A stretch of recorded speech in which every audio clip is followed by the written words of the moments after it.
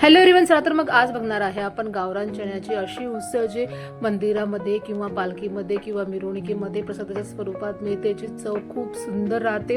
तर या उसळामध्ये आपण कुठल्या प्रकारचा वाटणाचा वापर करणार नाही आहे, साधी फोडणी आहे पण भन्नाट चवीची आहे। त्यासाठी आपण एका पॅनमध्ये तेल गरम करायचं आहे। इकडे आपण चणे ऑलरेडी बॉईल करून घेतले होते, पाण्यामध्ये मीठ आणि चणे टाकून बॉईल करून घ्यायचे आहे।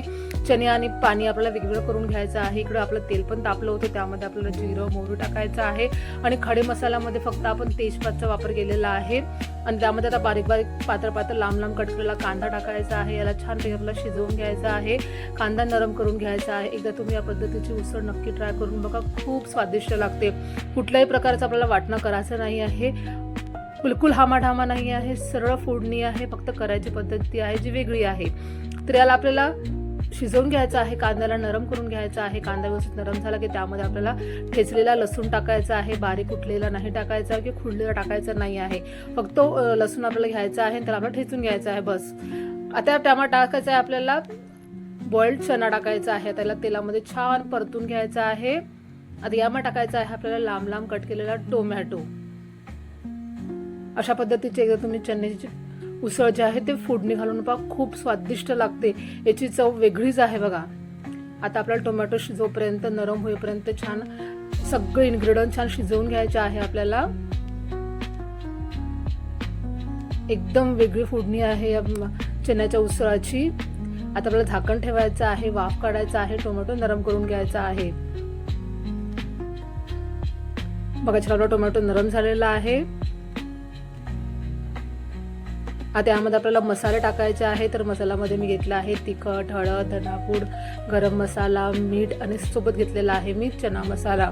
एव्हरेस्टचा चना मसाला मार्केटमध्ये मिळतो, मी ते घेतलेला आहे। त्यामध्ये सर्व मसाले आपल्याला आपल्या उसळामध्ये टाकून घ्यायचे आहे, मस्त मिक्स करायचे आहे आपल्याला आणि छान याला शिजवून घ्यायचं आहे।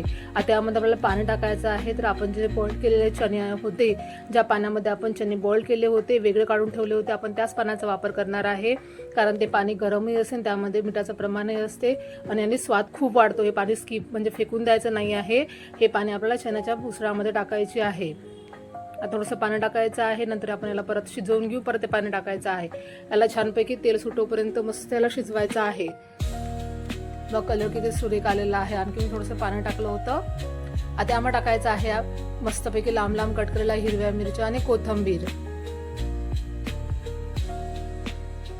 भरभरून अशी कोथिंबीर टाकायची आहे।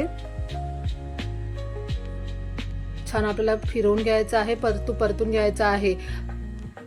आता ही चण्याची उसळ तुम्हाला बारीक शेव आणि कांदा टाकून खायचा आहे, चपाती बरोबर खायचा आहे, भाकरी बरोबर खायचा आहे की भाताबरोबर खायचा आहे, मी तुमच्यावर सोडते। आणि ही रेसिपी तुम्ही नक्की ट्राय करसाल, मी अशी अपेक्षा करते। तुम्हाला माझी आजची रेसिपी नक्कीच आवडली असेल तर माझ्या व्हिडिओला लाईक करा, शेअर करा, कमेंट करा, नसेल माझ्या चॅनलला तुम्ही सबस्क्राईब करा, मला भरभरून सपोर्ट करा। तयार गरमागरम उसळचा आपला आस्वाद घ्यायचा आहे। भेटू नेक्स्ट व्हिडिओमध्ये, बाय बाय आणि टेक केअर।